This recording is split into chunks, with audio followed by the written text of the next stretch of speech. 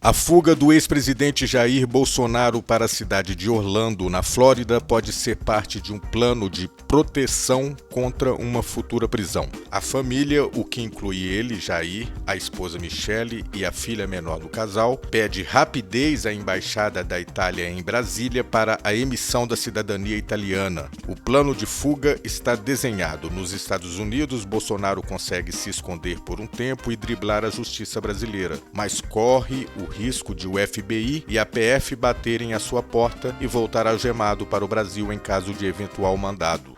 Mas se for para Roma a tempo, com cidadania, ele não volta mais em razão de o país europeu não ter tratado de extradição. Integrantes do PL e o próprio Jair Bolsonaro avaliam que é questão de pouco tempo para o ministro do STF, Alexandre de Moraes, ou qualquer outro juiz, a partir do momento em que os processos descerem para a primeira instância, expedir mandado de prisão numa das encrencas em que se meteu. Na semana passada, a Polícia Federal afirmou que Bolsonaro cometeu crime ao associar a AIDS às vacinas contra a Covid. Eu vou botar aqui uma notícia bombástica, você vai ter 5 minutos para comentá-la.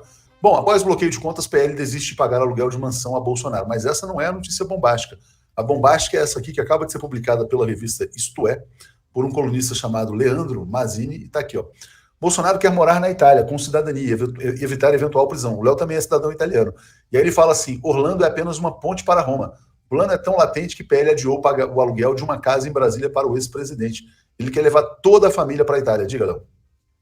Então, Léo, já imaginávamos que isso aconteceria lá atrás, quando a família Bolsonaro deu entrada no processo de cidadania italiana. O importante nesse ponto é que o cidadão italiano, ele resguarda aí uma característica diferente do naturalizado. Quando o cara é descendente de italiano, ele é italiano nato.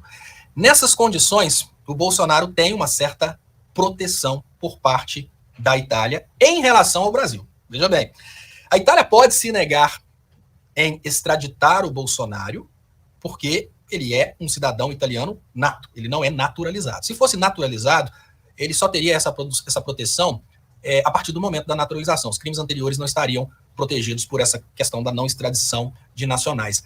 Mas Bolsonaro não é um criminoso apenas no território nacional. O Bolsonaro é um criminoso internacional e, obviamente, os crimes cometidos por ele podem ser levados ao Tribunal Penal Internacional. Então, como foragido da justiça brasileira, obviamente o Tribunal Penal Internacional, a Itália não vai querer, né, um problema sério com o Tribunal Penal Internacional para proteger o Bolsonaro, gente. Vamos cair na real.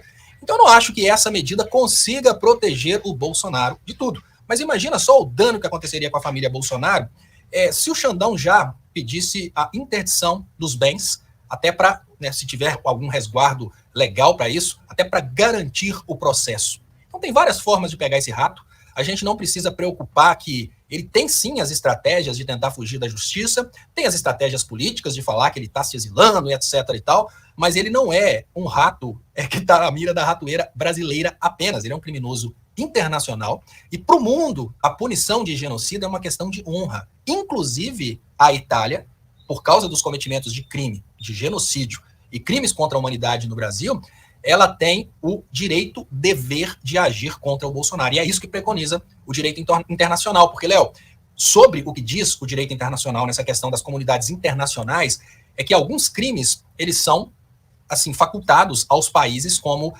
de punição ou não. Mas quando são crimes caros a toda a humanidade, o mundo inteiro precisa olhar sobre isso. Foi, inclusive, com esse argumento aí que os Estados Unidos invadiram o Iraque, né? O Saddam Hussein seria o suposto...